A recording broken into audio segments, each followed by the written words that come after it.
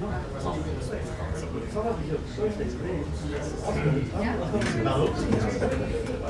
turns out he was like 90% part of me, and then he was saying this is how we figure out.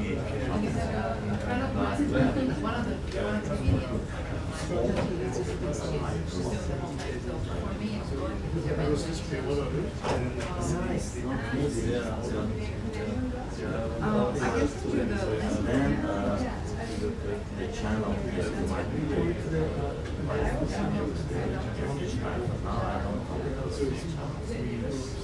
oh yeah, she doesn't speak a word. Yeah.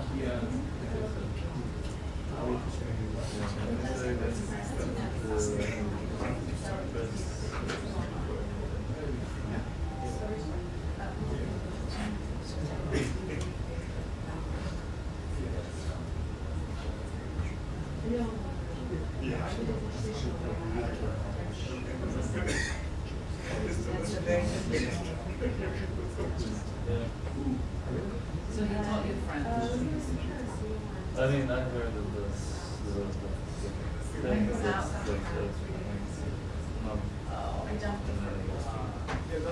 I don't know. I mean, in general, I heard that it's not like this year. Yeah. What are you doing?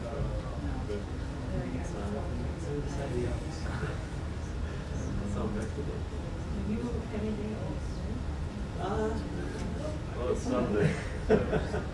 Naturally.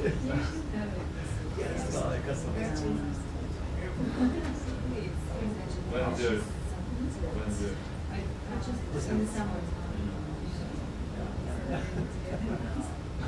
Yeah.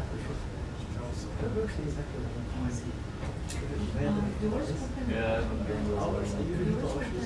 I do it now. We can show if I can.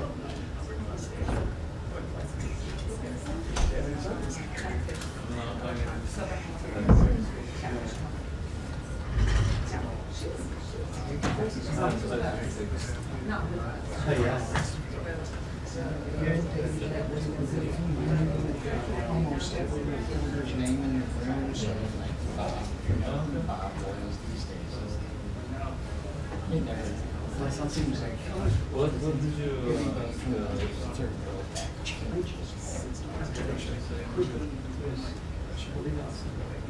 And then you learn some pieces and your back. A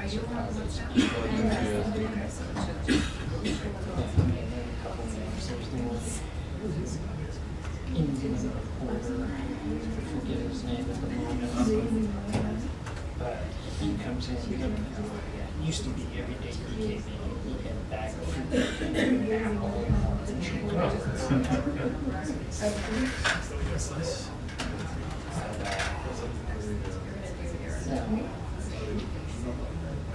For the most part, they don't talk to you.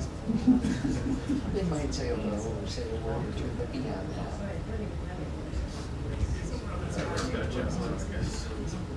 Yeah, they just don't care. What? Bird salad. I didn't know. Yeah, last time I asked the question, there was some like, someone told me that it was in the A towing company. Yeah, I don't know. but I don't see it. Yeah, That's pretty funny, actually.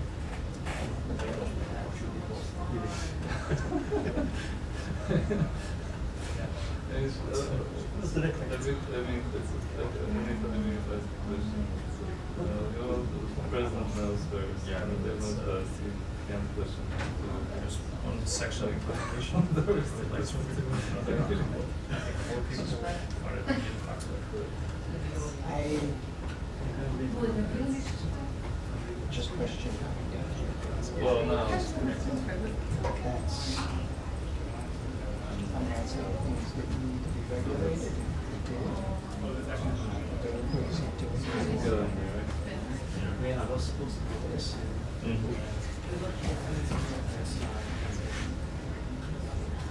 Hi, how are you? you come to I was I had a great position. Yeah. I was in the center. Yeah. But, Hey, you are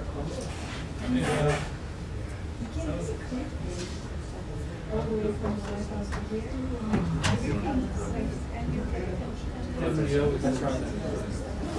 And it's the same thing. We are friends. Say, Really impressed. I left early, I said that's not cool. Yeah, I left early. So you managed to get there here. Yeah, I can last night.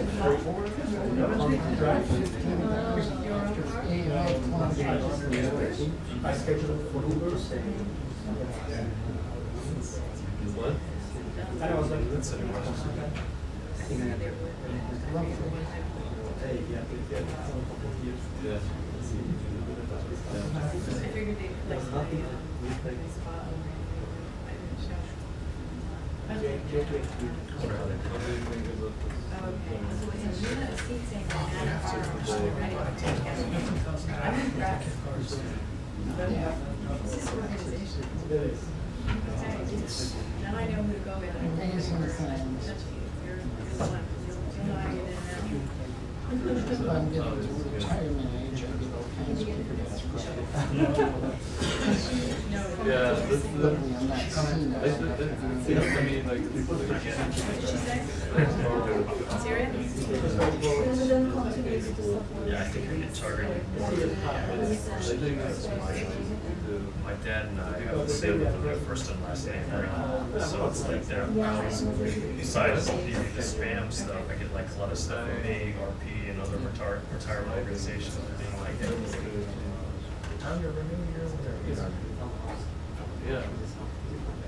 Yeah, that's it. But is it, they never ask him, like, I get all these, because I'm turning 65, so I'm getting all these things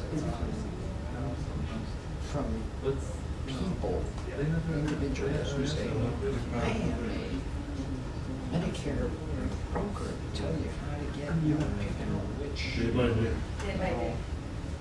plan yeah. X, Y, Z you want. I don't even know what any of that means. I sure I need to. But I don't know what it means. The annoying ones that I see, I get are like, it's like, Yeah, it's Rachel McCann. Letting you know about her healthcare, like, you know, like opportunity or something like that, as if like we've been having a conversation or something like that. It's like, He just like, still keeps saying, There was a guy named Omar. He was a Spanish. Who had my phone number before I got it. And I don't get a lot of calls, but I get them every so often. And it's like, hey Omar, we got a shift tomorrow, we need you to cover. Omar's not here, man. Omar gonna be late. But no, but Omar. Or like, no, why would they ever call? But I had a landline in the apartment after I got divorced. I got I mean, some people go out. 3 in the morning. GW hospital. Yeah. And I picked it up, and she was panic at that time. Sure. And it's like, so-and-so from GW, there's an alarm going off. Yeah, it's Freezers in your bathroom. Like, well, one. GW, I don't have it now, as cool as that sounds. And then I had like a 5-minute conversation with some person about what to do, and I'm like, I can't help you. Turn it off and turn it back on. It's refrigerator. So they take them on. Or a freezer or whatever. Because this is our content. Well, it's not mine. So I deleted my phone, yeah, I canceled that landline after that. Yeah, these days, like, most people, I would say, I'm not even happy. It was a mistake I got. I had it for a while.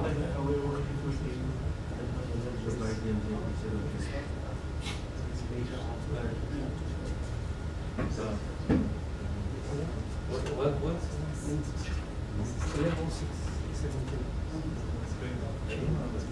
If I lose my phone, I lose my entire existence. Exactly, right.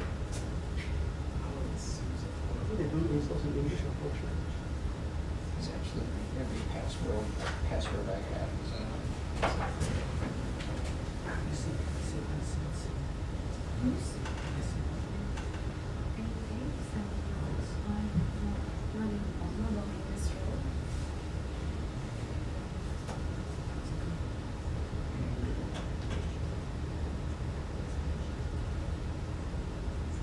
Oh, on the way out, are they changing it what to do on the way out? No. Okay.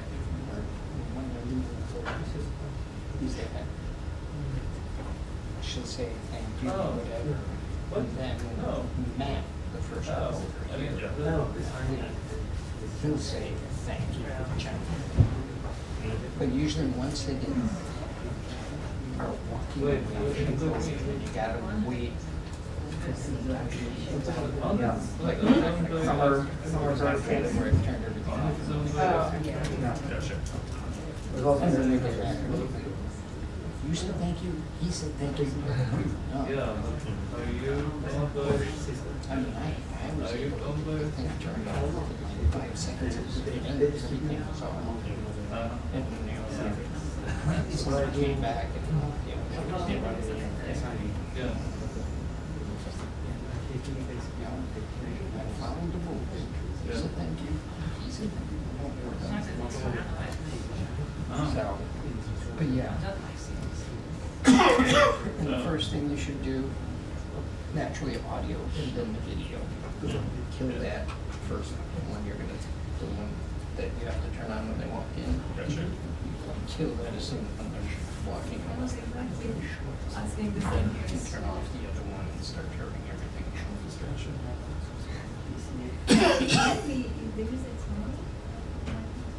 Because then they'll just go stand over there and do a scrub if they decide they want to.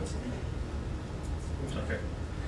And when you say turn everything off, you kill the faders and Yeah. then mute the channels? Yep. Or just write it down, I mean. You know, it's the end of the week. You can probably turn it off, there's no weird thing tomorrow. But that's the only thing that turns off, that, the TV.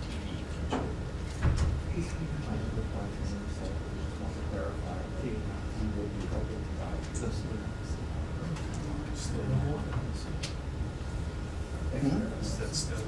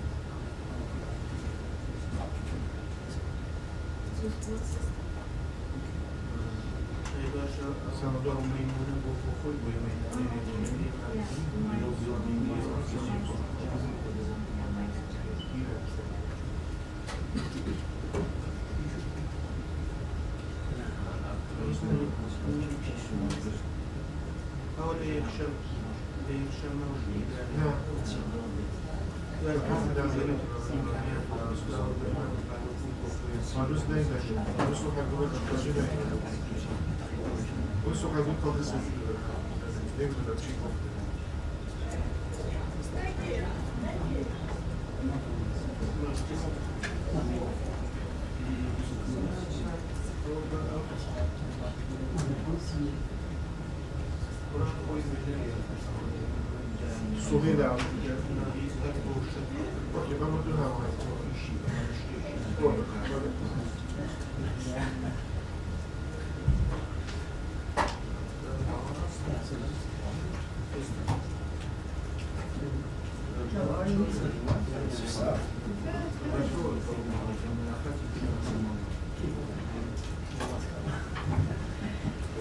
your shout out yesterday? She was just talking to me now. She said, I'm glad you showed up today. That was a good question. Yeah, somebody else actually gave us a joke yesterday. And I was doing live on that because it's funny, so she's spoken as well.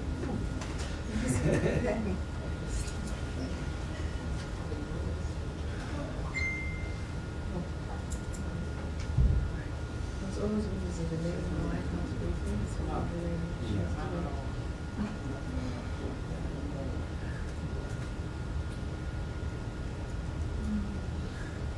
But it was a possible question. I saw them yesterday to be done this. The old stuff. Yeah. I told them that's it.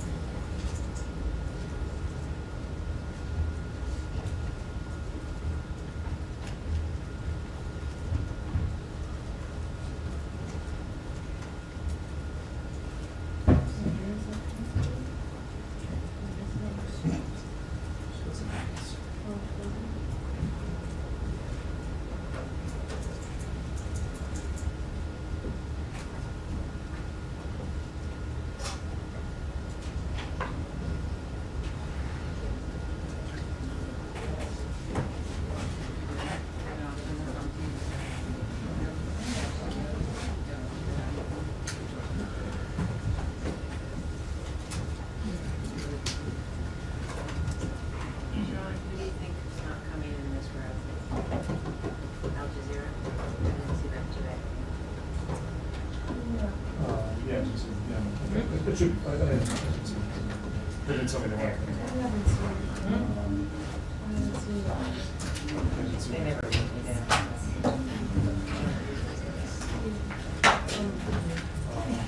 Yeah, that's not I saw Tom, so usually I take the BBC seat when he's not here. Yeah. But he's here. Confused.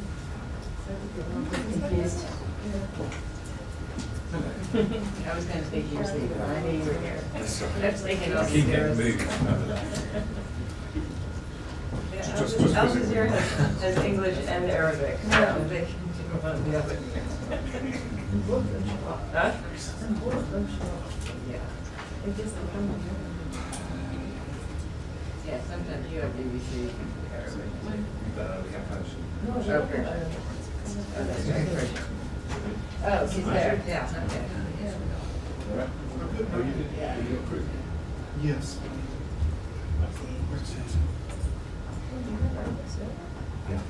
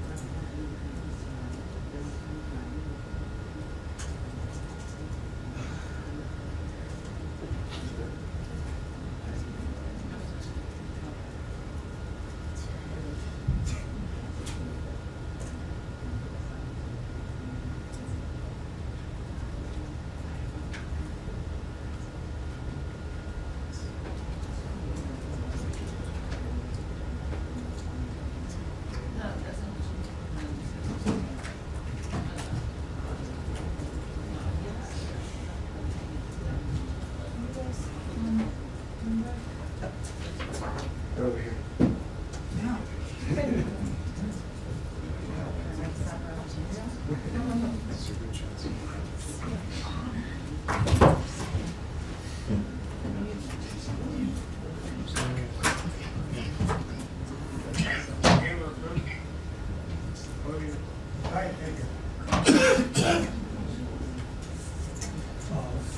Put the faucets in the room.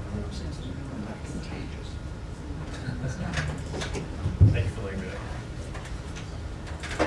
I've had everything possible. Because my kid is in daycare. This little germ factory right now.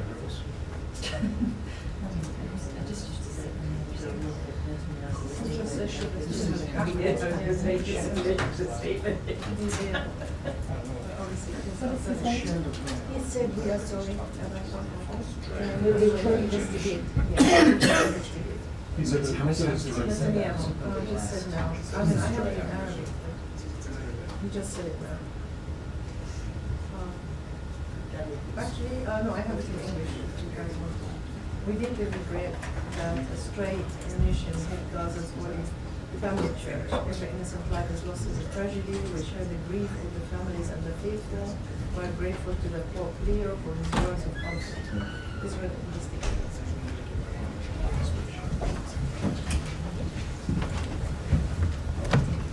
Thank you, ma'am.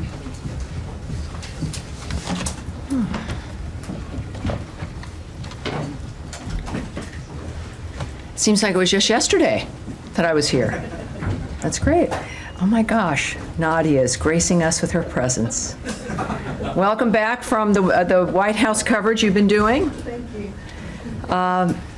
But we were proud of you, if I may say. And yes, very good job. And not a lot of people would be as composed. I certainly am not when I'm there and talking to him. Yes, very impressive. So I do have a few comments for you as we begin the briefing here today at State. To begin, an update on the situation in Syria. The United States unequivocally condemns this violence. All parties must step back and engage in meaningful dialogue that leads to a lasting ceasefire. Well, whoever's got the music going, that's a lovely touch, but we really need it to be turned off. All right. Sorry, can you repeat it again? I'm going to start again at the stop. Please turn off your phones. Please turn off the sound. Do not disturb. You don't have to have it on airport, but although I could say that we are an airplane, but we're not. Let's start again, shall we? And welcome aboard to everybody watching at home. We know C-SPAN covers us live as well. We appreciate that. And of course, we're a little late today, but actually, every time is the perfect time because our colleague Caroline had her later briefing, so here we are right now. So to begin, an update on the situation in Syria. The United States unequivocally condemns the violence. All parties must step back and engage in meaningful dialogue that leads to a lasting ceasefire. In a tweet this morning, Ambassador Tom Barrack, also, of course, our special envoy for Syria, said, "Thankful to all sides for their break from chaos and confusion as we attempt to navigate all parties to a more durable and peaceful solution in Syria." Over the last 48 hours, the United States has led diplomatic efforts to promote real de-escalation and peace. As Secretary of State Marco Rubio noted yesterday, we have engaged all the parties involved in the clashes in Syria. We have agreed on specific steps that will bring this troubling and horrifying situation to an end tonight. This will require all parties to deliver on the commitments they have made, and this is what we fully expect them to do. We are actively engaging all constituencies in Syria to navigate towards calm and continued discussions on integration and a stable, more prosperous future for all Syrians. To that end, we are calling on the Syrian government to lead in determining the path forward. Now, today, the United States also sanctioned TDA leader Hector Rutherford Guerrero Flores, also known as Nino Guerrero, and 5 other key members. The Department of State, through the Transnational Organized Crime Rewards Program, managed by the Bureau of International Narcotics and Law Enforcement Affairs, is offering a reward of up to $5 million for information leading to the arrest and/or conviction of Guerrero. TDA is a foreign terrorist organization that originated in Venezuela and has launched a campaign of terror throughout our hemisphere.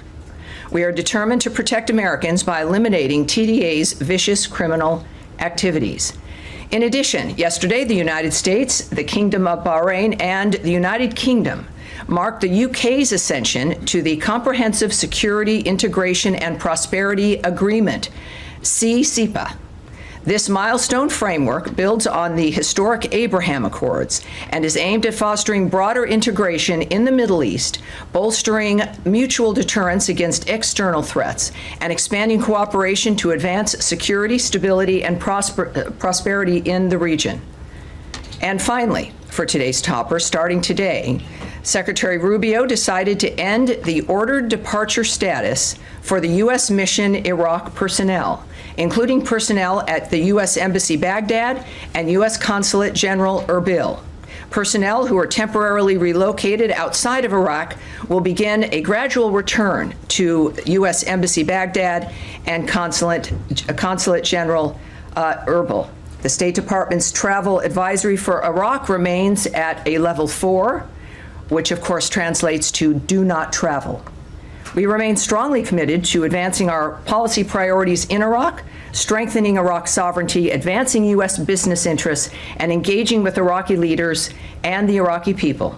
The State Department, U.S. Embassy Baghdad, and Consulate General Erbil will continue to closely monitor and assess, as you might imagine, the security situation across Iraq and the region. And that is the conclusion of my announcements.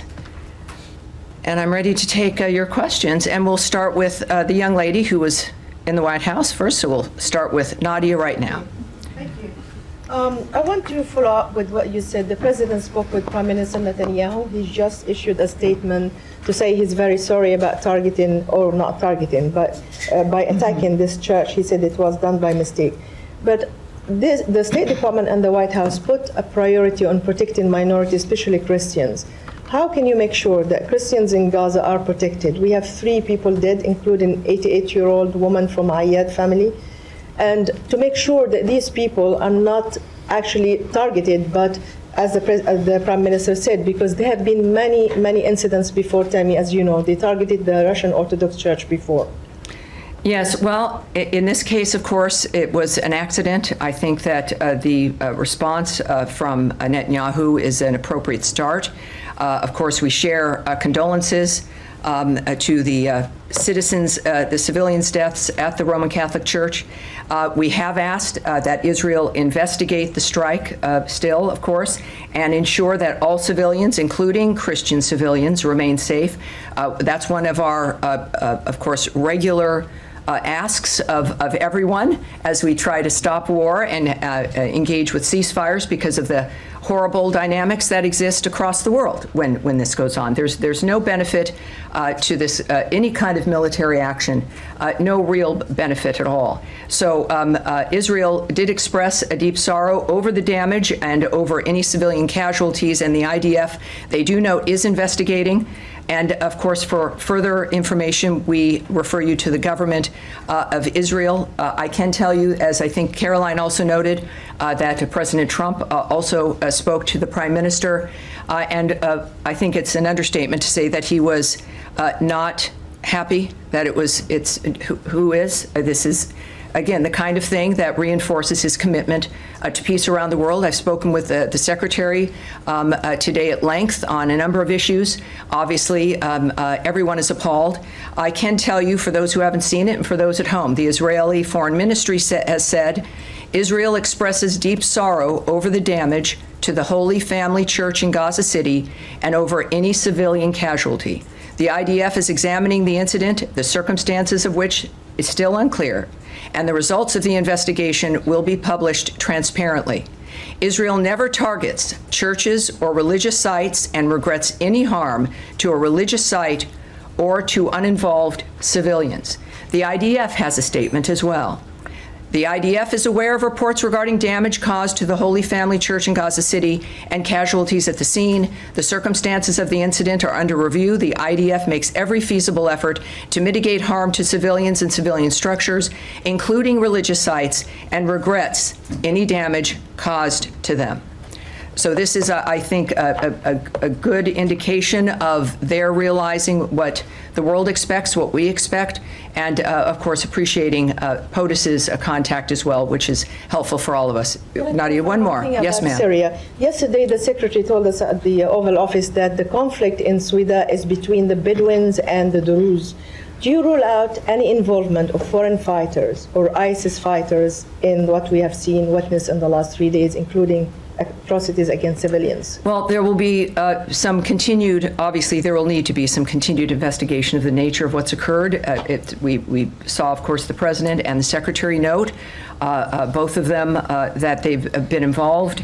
And certainly our special envoy, Tom Barrack, is also, of course, the ambassador to Turkey. And we know what we know at this point. Clearly, there has to be more investigation into the nature of how this started.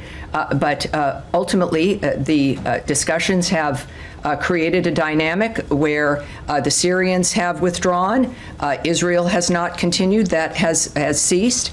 And of course, there continue to be skirmishes. This is a rivalry between the Druze and the Bedouins. That's, I think, 400 years old. This is, though, one of those challenges that, if perhaps confronted in the modern age with new possibilities of living together, that is the kind of thing we now know must be addressed. So we've had some success. You heard in my topper the Secretary's continued optimism, and Ambassador Barrack, of course, is returning and will be involved. And of course, I can tell you also that we unequivocally condemn the violence that has unfolded there. All parties must step back and engage in meaningful dialogue that leads to a lasting ceasefire. Of course, we know those lines from various other locations, but we also have committed to them, and we engage with them as we are also in this case. Over the last 48 hours, the United States has led the diplomatic efforts to promote real de-escalation and peace. We are actively engaging all constituencies in Syria to navigate toward calm and continued discussions on integration and a stable, more prosperous future for Syrians.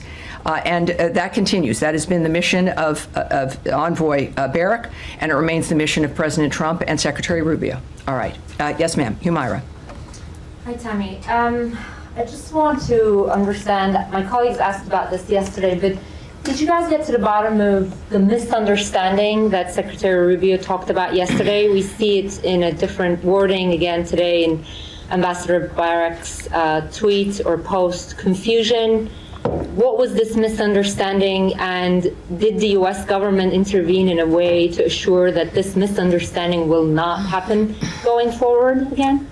You seem a little skeptical, but I don't know if I know some people at home can see some of the reporters here in the first two rows. I guess that's a prerequisite in this job. Yes, perhaps it is. But for those who don't know, the language from Ambassador Barrack's tweet: thankful to all sides for their break from chaos and confusion as we attempt to navigate all parties to a more durable and peaceful solution in Syria.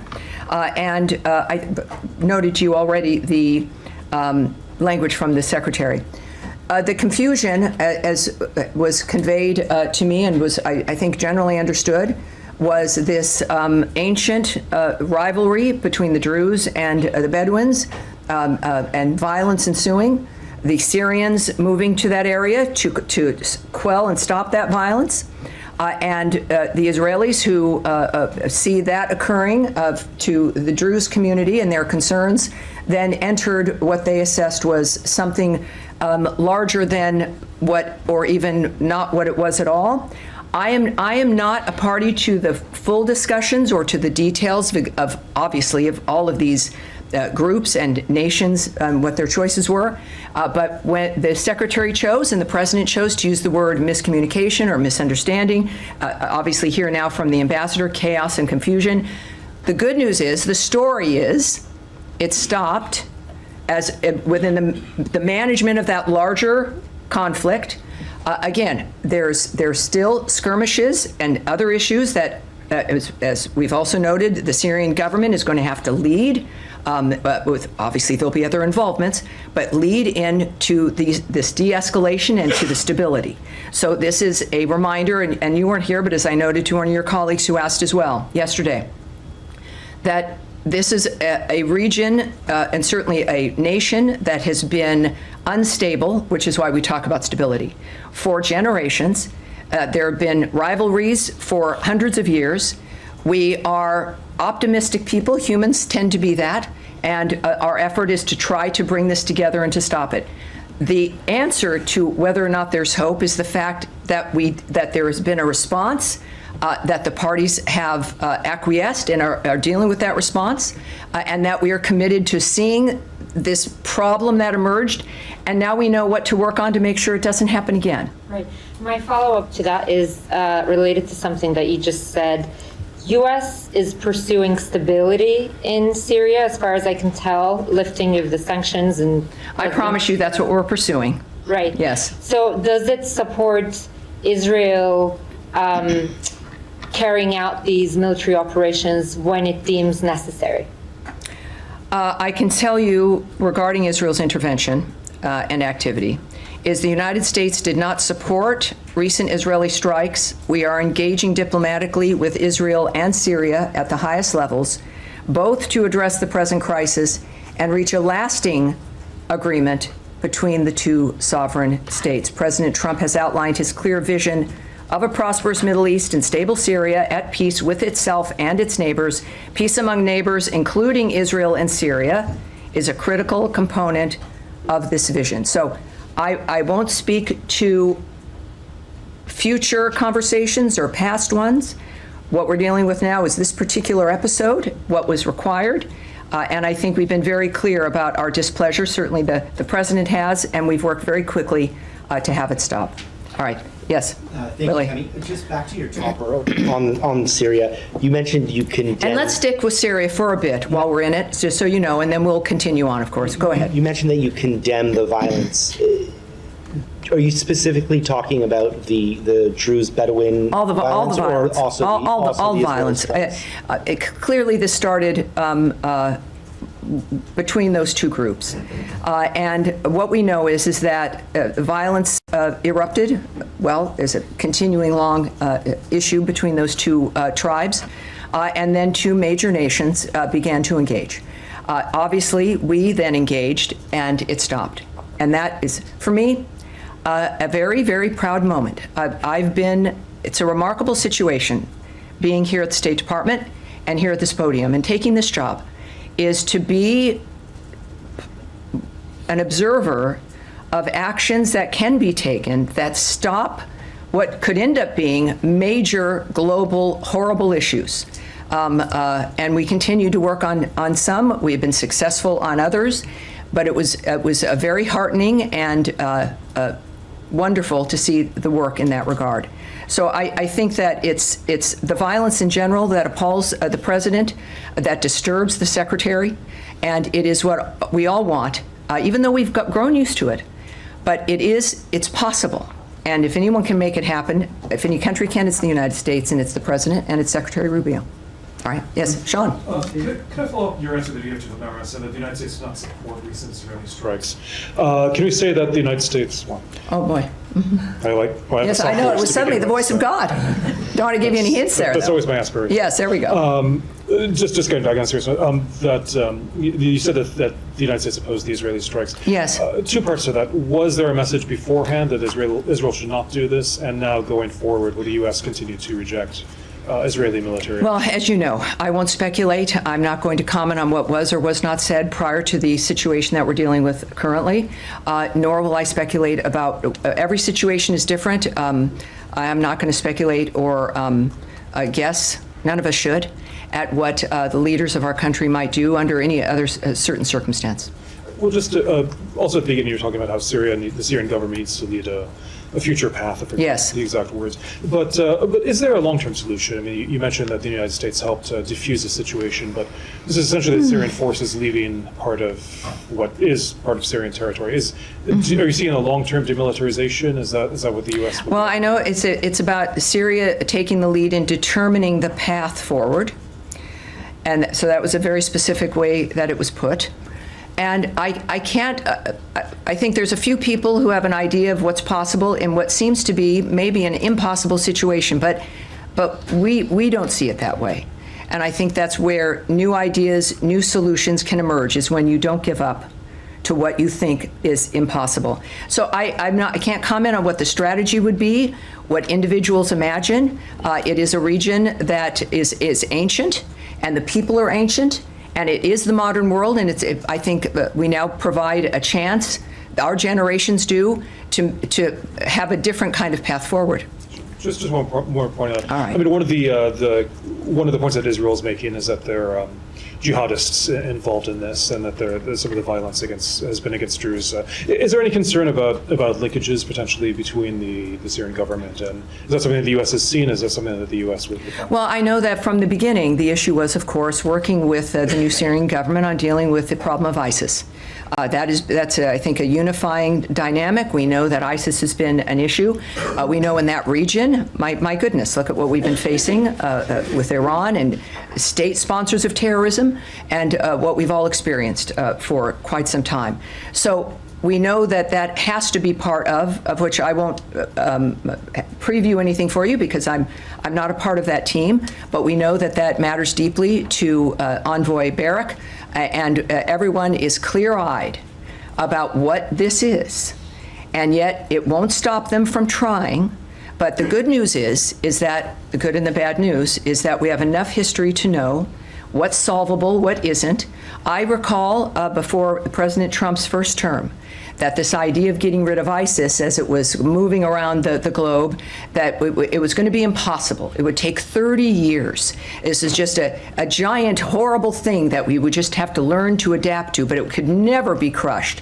President Trump did not believe that and chose to move forward anyway. And I think it was about 18 months, 2 years at the most, and he eradicated ISIS. And so we know that there's in order for something new to happen, you've got to have the idea first. We have that. Again, we're not naive, but we are optimistic. I think that is the history of the American people. And we're going to continue on that. We have good representatives helping us with that as well. Yes, sir. You said that the U.S. didn't support the Israeli strikes, and you were asked about any conversations beforehand, but what about afterwards? I mean, Caroline Levitt had said that the president called Prime Minister Netanyahu, or they spoke on the phone today, in which he condemned the strike in Gaza, but was that lack of support for the strikes on Syria, was that also conveyed to Prime Minister Netanyahu? Well, I don't know. I wasn't on the call. We were not informed of those details. Caroline had what she chose to share with you, so I won't get ahead of guessing what the conversation was. And just one other Yes. question about, I mean, you've said in the church strike, you've asked Israel to investigate that.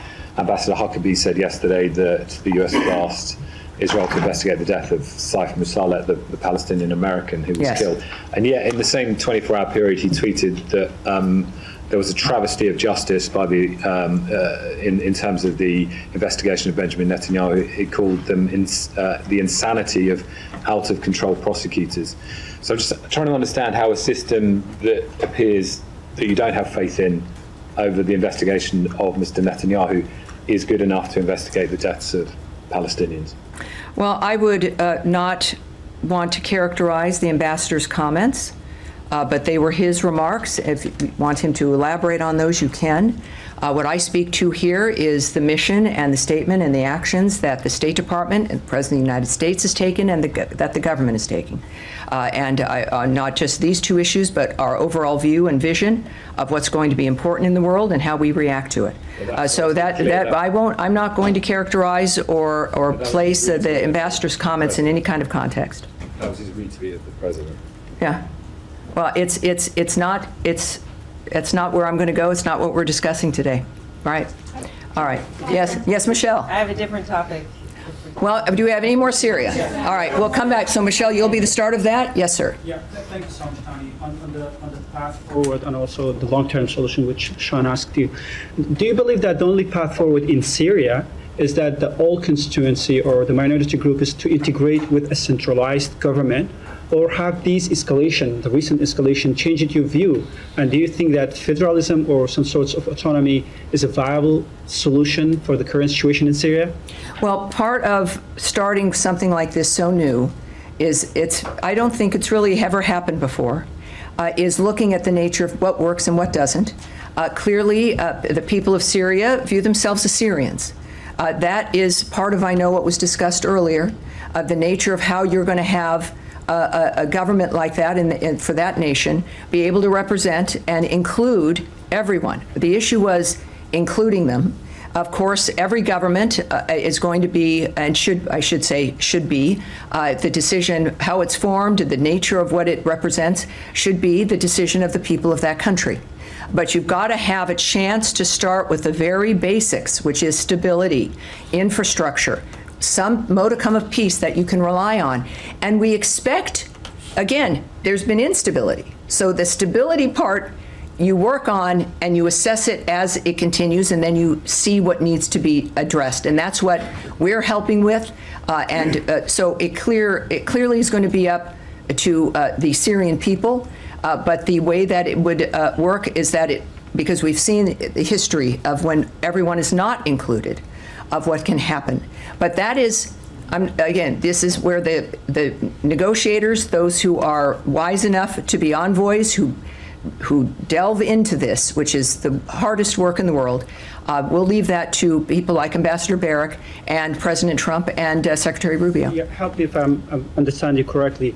Does that mean that the U.S. is not opposing federalism or autonomy for the Syrian future? I'm not going to comment further than just the theory of trying to get some stability here and the inclusion of the people who are in Syria, without going into at all what the details might be or what choices might be made. That's not my place, so I won't comment on that. Saeed, are you with Syria yet, or no? All right. Yes, sir.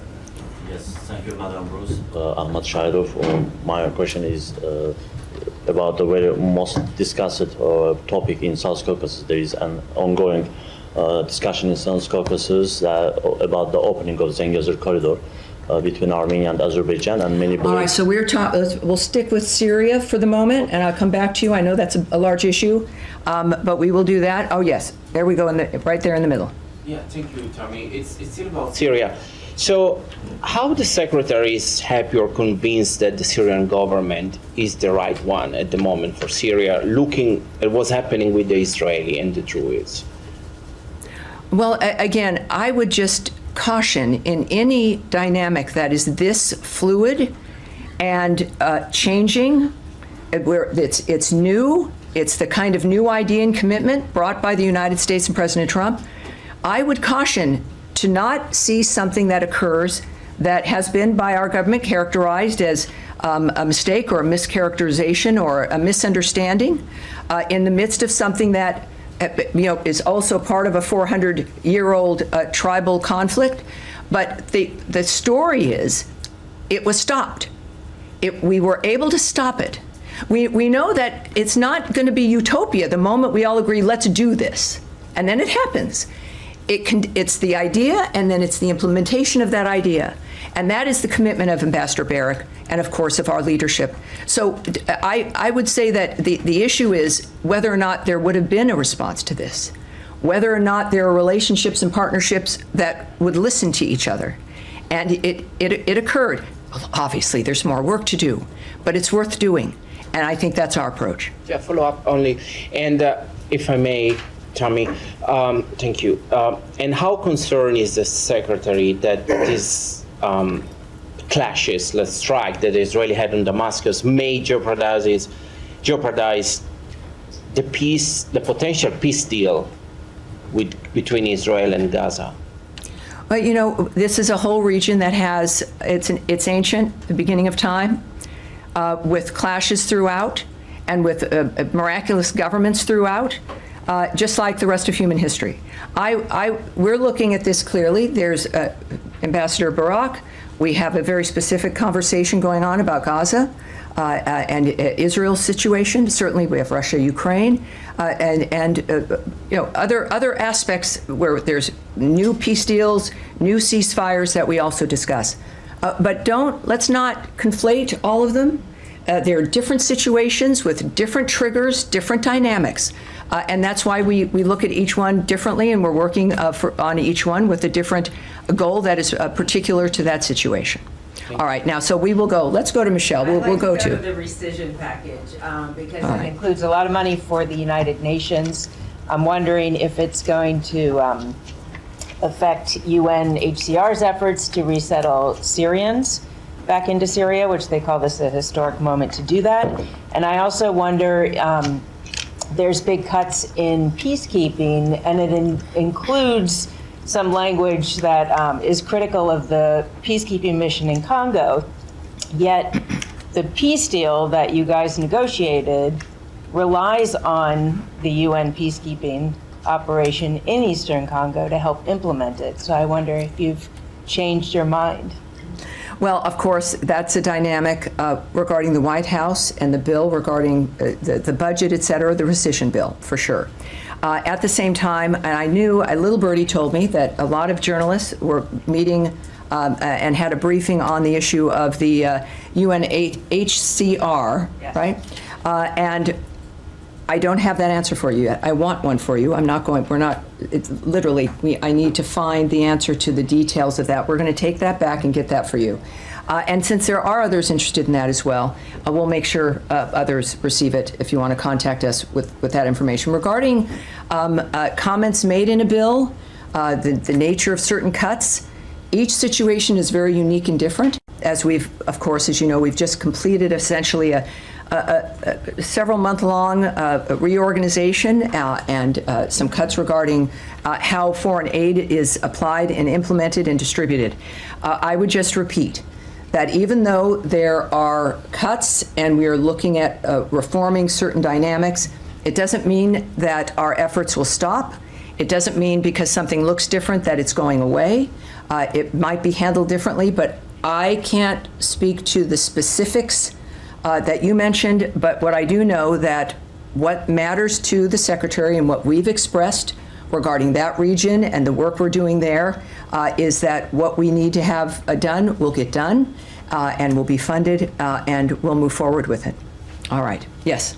Thanks, Tim. I'm hoping to ask about an update to the situation where the 500 tons of high-energy biscuits are set to expire in a warehouse in the Middle East. The statement from the department yesterday said that the U.S. would always look to try to avoid any kind of food waste, try to repurpose it. Is there any indication that repurposing might happen at this point? Well, there's a lot of interesting numbers that have been moving about with this story.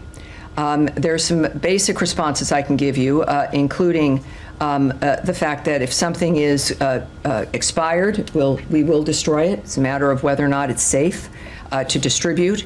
But I think what's important and what part of the story is here, and a lot of people don't know this, is that we have been feeding the world's hungry for generations. And we've done it because we can. The issue is are we doing it as efficiently as we can and as smartly as we can? We, as an example, distribute roughly 1 million metric tons of food aid every year, which is reflective of the American people's generosity. Of the 1 million tons of food distributed annually by the United States, 500 metric tons of high-energy biscuits also is part of what your question is in the news has been that they were destroyed and they were expired, and yet that 500 metric tons represents less than 1% of the food aid that we distribute around the world. I would also note the difference in its situation where why those biscuits were stored. Americans don't realize, perhaps many do, that we store emergency food all around the world for people in the event of a catastrophe in that region. So we have food that we purchase and it goes to, let's say, the World Food Program or to another distributor assigned to specific sites for distribution. And then we have food that is assigned to be held in the event of an emergency. Those are emergency frameworks, and they are not distributed. They're there in the event that obviously something horrible happens and you need that kind of nutrition. That's where those biscuits were. That was 500 metric tons of what they say HEB, high energy biscuits, and that is less than 1% of the food aid that we distribute, as I've mentioned. The best analogy I can use is that I think most of us have, I do, I'll just refer to myself, a lot of batteries in a battery carrier that I don't use, that they're there in the event of an emergency and the electricity is down, and I know what needs batteries and what doesn't need batteries. And if you wait long enough and there's no emergency, they start to do weird things. They start to sometimes bubble over and get a little corroded. That's why you should use them. That's right. Candles, perfect in earthquake country also. Yes. Batteries, though, we have them. They're situated. Other survival stuff, you situate it, and then you have to get rid of it if fortunately you don't have to use it. That's this story. The story here is the nature of the commitment of the United States to food aid, which we all commit to, but also still, like everything else, doing it more efficiently, with less expense, but with the same framework. So yes, I mean, there's a dynamic there where we're going to destroy, and we have before, the emergency food rations in particular that might expire, and then replenish that. So all right, well, we'll finish her questions, and then I'll come to you, Matt. Yeah, we'll finish. Go ahead. That Deputy Secretary Regas did say yesterday on the Hill that this was something that he found distressing. He said it appears to be a failure. Just this dynamic here, is there any effort within the department now to look at expiration dates at those warehouses around the world that are hosting these high energy biscuits and make sure that a dynamic like this doesn't happen again in the spirit of efficiency? Yes, DMR Regas, he's a deputy secretary here at the State Department. He said a number of other things indicating, and I'll read part of his testimony to you as well in this regard.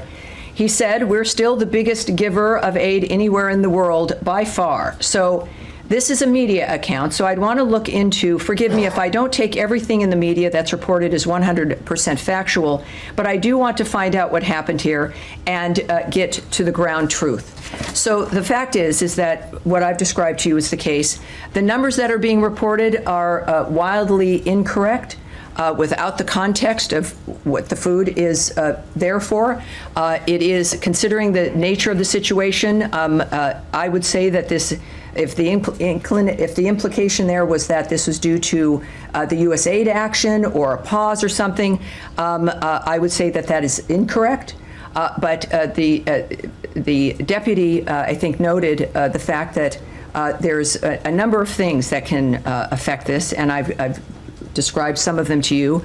At the same time, we are involved in looking at all of our systems. That's been the case from really day one. That's been a commitment of the secretary, not just of aid technically and the structure of the building, which we've been just through, changing that for more efficiency, but that is, I think, a hallmark of what matters to Secretary Rubio, and something that we will continue to do, which inevitably would address this dynamic as well. But I have to say, for 1%, when you are moving 1 million metric tons of food around the world every year, for 1% to be the factor that has to get destroyed is a remarkable record.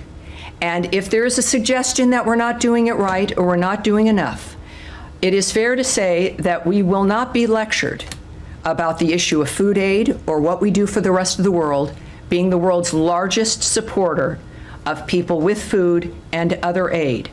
We have been, we are now, and we will be.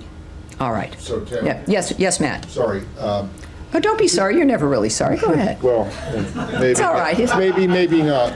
Maybe not. I just, are you making a case that that these biscuits were not needed? That there was Oh, well, that's very clever. No, I'm just trying to figure out. I'm presenting the context that we have stations of food around the world that are specifically aligned to being held for an emergency, while we then distribute 1 million tons of food around the world in immediate need frameworks that are destined for a certain place.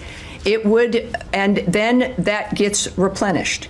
So it's not that it wasn't needed. It served its purpose. It was needed. It was needed to be held in the event that there was an emergency. And that was accomplished, and it will continue to be accomplished. So you don't think there was an emergency in Gaza or? Oh, yes, and it's interesting. We contribute and have aided emergencies around the world through this time. We were not waiting for anything in a holding station. As I don't know, I won't say it again. We are the largest giver of food aid and provider of aid around the world. Certainly of food aid, 1 million metric tons of food. So it's not like because those biscuits are in the emergency section that we simply went home to watch television. We are the largest provider. We are proud of that, and we will continue to be. Are you committing that this administration will continue to provide 1 million metric tons of emergency food aid around the world? Yes. You rarely ask me to speculate or on a hypothetical situation. We are going to continue to be the world's largest giver of aid and of food. We are going to be doing it in a smarter, more efficient manner, but it is our nature to do so. And I've said it from the beginning. You guys have heard me.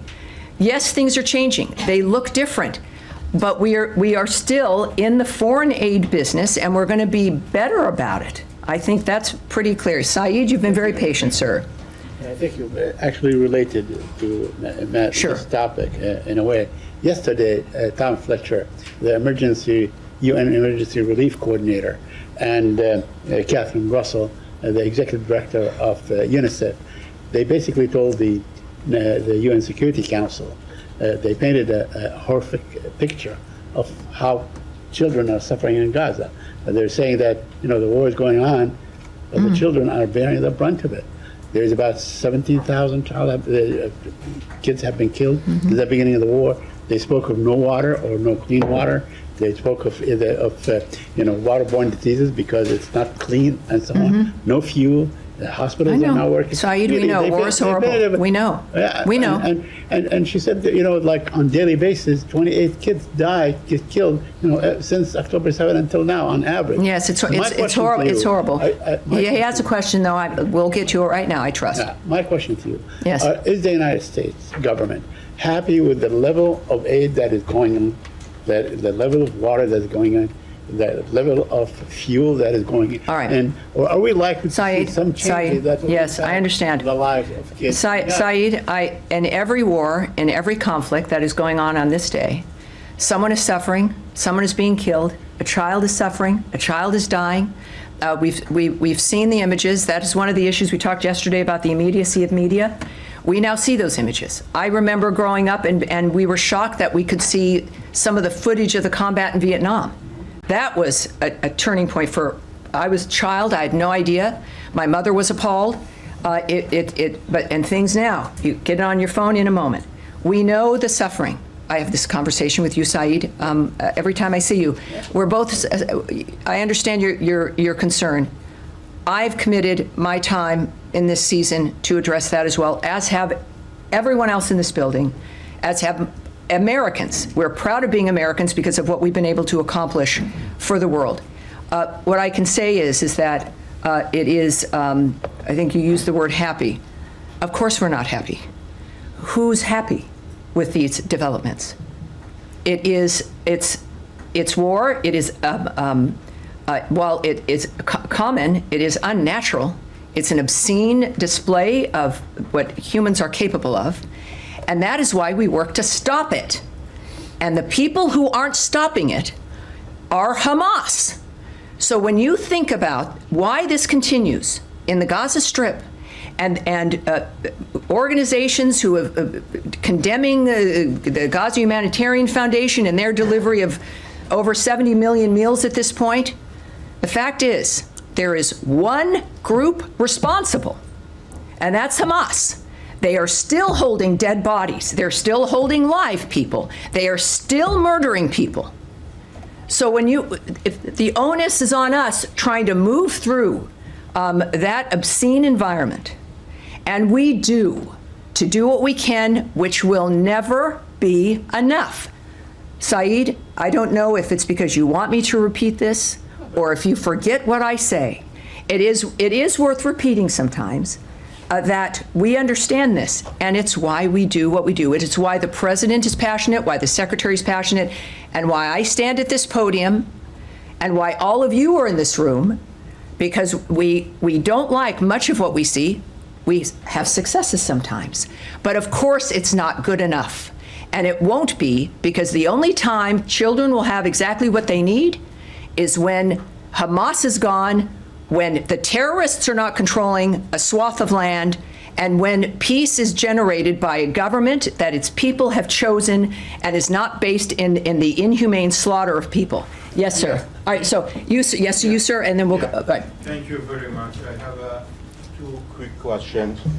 You are aware. Make them not quick, but go ahead. Yes. The militia have intensified their attacks on the Kurdistan regional government's oil fields and on U.S. companies operating in Iraq, action that threaten the stability of the global energy market. These attacks are no different from what the Houthis in Yemen are doing against international trade. What responsibilities do the Iraqi state and the international community have in addressing this situation? You know, obviously that is an issue that we are concerned about. I have put out a statement, which I don't know by heart. I am going to ask, well, where's my Tommy? Is my principal deputy not here? Where did he go? All right. Nicole, I know my statement's in here, and I'd like to read it for everyone regarding the Kurdistan situation. Nicole, could I ask you to come up? Actually, you'll have to come up here. I know, it's not that intimidating. It isn't. Everyone, this is Nicole, a woman who makes a great deal possible in this building. Let's see what we have.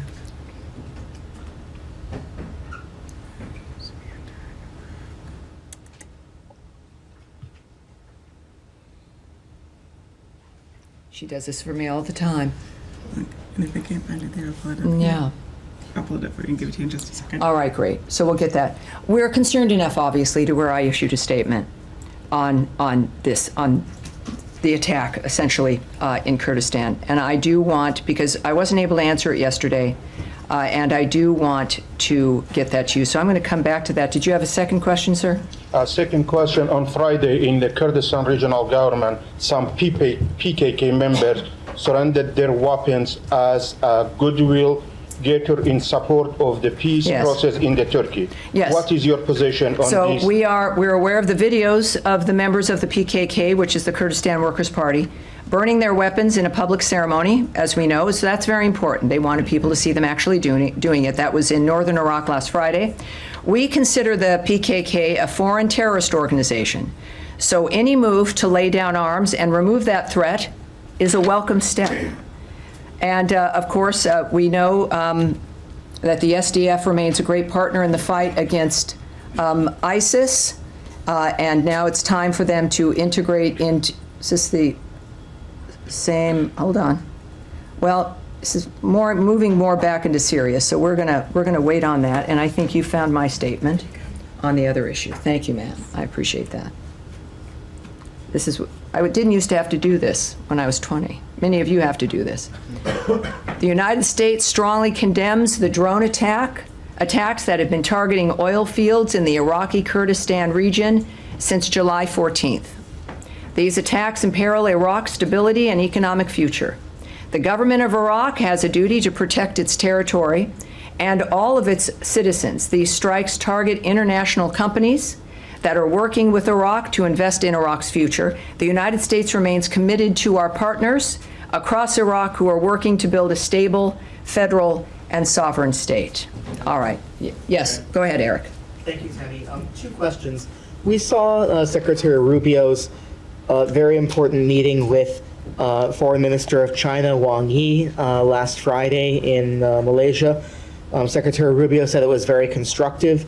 We're now reporting that the president of Taiwan plans to transit the United States next month. And I wanted to ask if there's any concern about expected or foreseeable Chinese reaction, because we've seen in the past, for instance, in December, when the president transited Hawaii and Guam, We saw China's largest naval deployment in years along the first island chain. And is there any concern that at a time when, coming off of this high of the secretary's meeting with his counterpart, that the presence of the Taiwanese president will somehow be counterproductive or disturbing to this point that's been reached? Well, I think you mentioned that they had met, and I would refer you back to his comments following that meeting. He stated that this was not a warning meeting and that the discussion was constructive and positive. And I remember his attitude, and I appreciated that. And also,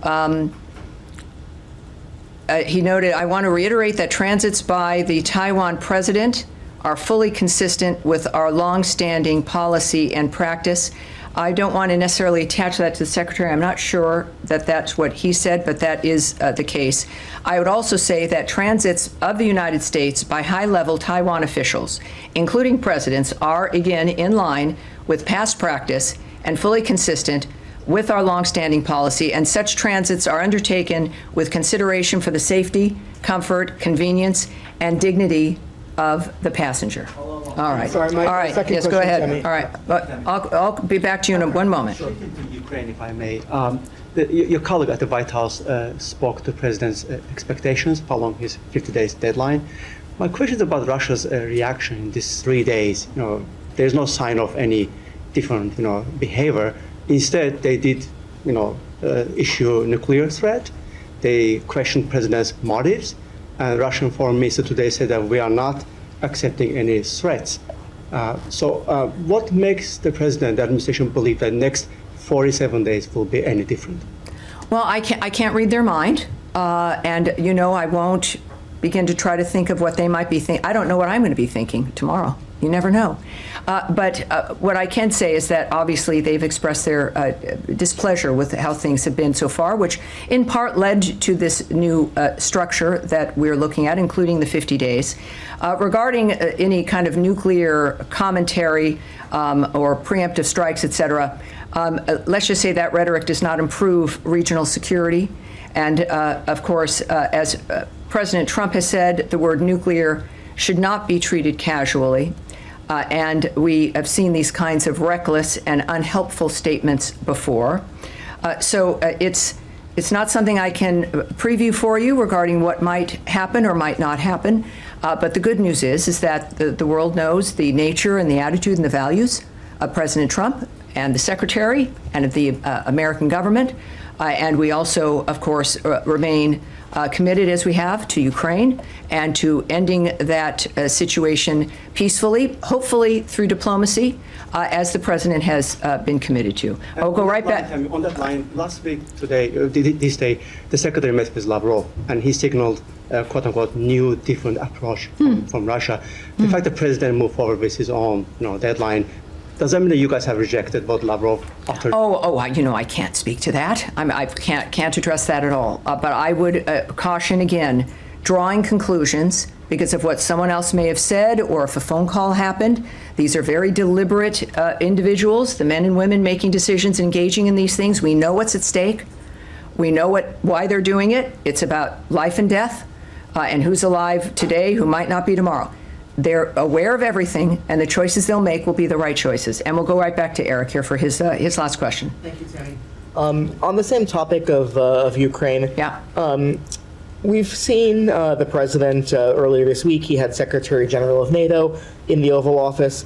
I know that he often repeats that this is that he views this as Biden's war and a war that wouldn't have happened had President Trump been president. But do you think that we're seeing any kind of a pivot or a greater investment from the Secretary Rubio and President Trump in the outcome in Ukraine, particularly since the NATO meeting and this idea that 6 months in, his view is stated many times is that the war would not have happened had he been president, but now 6 months in, there's an opportunity to make an impact or to own the future of what happens in Ukraine? Well, I know that the first thing that drives the president and that the cabinet, including the Secretary of State, follows is the vision of the president and how to approach these issues in which they agree. I can just reiterate for people from the president who said on the 14th, we're very, very unhappy with Russia. I'm disappointed in President Putin because I thought we would have a deal 2 months ago, but it doesn't seem to get there. I speak to him a lot about getting this thing done, and I always hang up and say, well, that was a nice phone call. And then missiles launch into Kyiv or some other city. And after that happens 3 or 4 times, you say, the talk doesn't mean anything. So that is the president speaking quite transparently about his assessment of things, allowing the American people in the world to understand that his patience, he is a very patient man, and he's a realist, and he's going to be honest. And the arrangements and the conversations, certainly with Secretary General Rutte and NATO in general, the plans in which to make sure that Ukraine has what it needs defensively. But I think the president is someone who will make these decisions and continues to approach it aggressively so that his vision of this conflict ending will come to pass. And that is it. I had the Armenian. Thank you very much. I'm interested in. You normally sit, Michelle from NPR. You're normally way in the back. And I was thinking, well, this is, you must. I try to get more attention to the people in the back. Yeah, well, that's what you've always said. You've always said that. All right, so this is something that, of course, we do want to address. So if we could start again, and we'll answer your questions. Yes, sir, go ahead. Thank you, Madam Bruce. I'm Machado from Azerbaijan, and I want to ask you about the Zengezur corridor, because there is an ongoing discussion in South Caucasus about the opening of the Zengezur corridor between Armenia and Azerbaijan, and many believe that this project can help improve transportation, trade, and trust in the region. And last week, the U.S. ambassador to Turkey, Thomas Barak, mentioned that an American company could manage this corridor for 100 years. At the same time, Russia and Iran have also expressed their concern about this corridor, and some reports say that they want to keep this corridor under their own control. And my question is, what is the U.S. position on Zengezur corridor? Because this corridor will connect Armenia and Azerbaijan by land, and it will not only contribute to the development of both countries, but also change the geopolitical landscape in South Caucasus. Does the United States support this project? Well, I think we have a general sense here, and it's obviously sometimes one of the problems with being in a location, geopolitically, that many places are interested in. We do know, and this is what I can say, and it's not exactly what you're looking for, but because this is also a question that the White House, that the president's team, we'd like to check with them and see what they would say to this. But I can just tell you that the United States, we support, of course, efforts to promote peace and stability in the South Caucasus, as you know, and we track the events there.